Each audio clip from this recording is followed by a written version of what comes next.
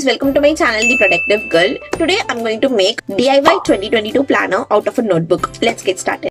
So not everyone can afford a planner. So this DIY 2022 planner can be really helpful for someone who can't afford a planner, and also for someone who's just starting out in their planning journey and just want to try out the planning and everything. So it will be really useful because while starting out, you may feel overwhelmed, you may feel exhausted, you may skip days planning, you may be inconsistent in your planning. So in that phase, if you buy a planner and not end up using it, it can be really disheartening. So you can prevent that by using a DIY planner by yourself. And if you really like the process, if it really works for you, then you can invest in a planner. I'm going to be making the DIY 2022 planner out of a notebook. So I'm going to make a simplest way of making a DIY planner. Also, I want to share with you guys, like, I'm not at all an artistic person. I'm really not good at drawing and stuff. Don't mind. I'm going to use this notebook that I got from Space and Beauty freebies. So this is a blank notebook. It's in this beautiful blush pink sort of a color and it says MySpace. So I really like blank notebooks. That's why I picked this. You can literally do this in any notebook. So you need notebook and the stationery supplies. I will leave all the stationery that I've used in this video in the description box below. Do check it out if you want. Now let's begin. First, I'm gonna start off by writing 2022 planner, and at the bottom I will be writing a quote that I want to represent or resonate with 2022. I have written strive for balance. So you can write a quote that resonates with you, or you can write a quote with the word of the year that you have for 2022.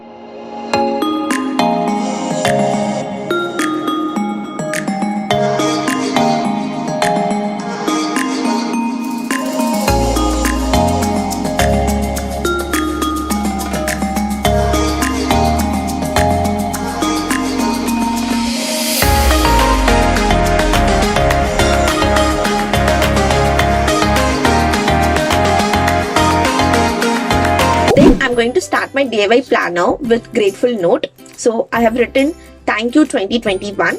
So in this, we can list down the things that we feel grateful for 2021.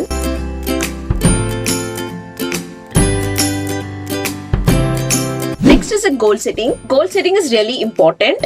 So you can write like a top 3 big goals for 2022. But you can write according to your preference. Like if you're not into like big goals and more of like a small goals kind of person, you can write like a 10 small tiny goals for yourself as well. So it's up to you. Next is a year at a glance. So this spread is really essential and feel what and all happened throughout the year. So you can just have a 2 pages so that you can just write whatever happened in each and every month. Next, I'm gonna add some fun elements in my DIY planner, which is movies to watch, K-dramas to watch, books to read, and courses to learn. So this is basically for my preference. I really love watching K-dramas, so I have included that. You can swap that with series to watch thing as well. As I said from the beginning, it's totally up to you in each and every spread. Next is a vision board. Vision board is also something that I feel is really essential. Having a vision of our goals and just visualizing it every day or just in a consistent basis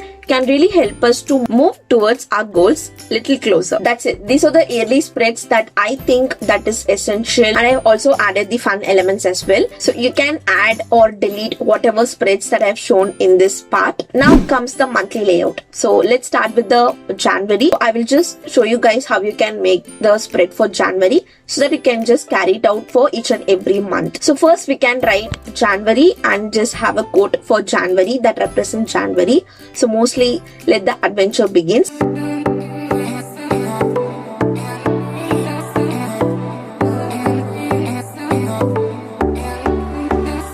Next, we have monthly spread, which is a monthly calendar. So we can have like a overall calendar view. This layout can be really helpful to just write meetings and everything, and to see a whole month in one single page to have a bird's eye view. Next is the January goals. So we can have like a top 3 goals for January so that you can focus on those 3 goals in January. Next we have to-dos. This is something I like goals and to-dos, like writing goals, writing a to-do list that will help us to achieve towards the goals. It's like a mini goals.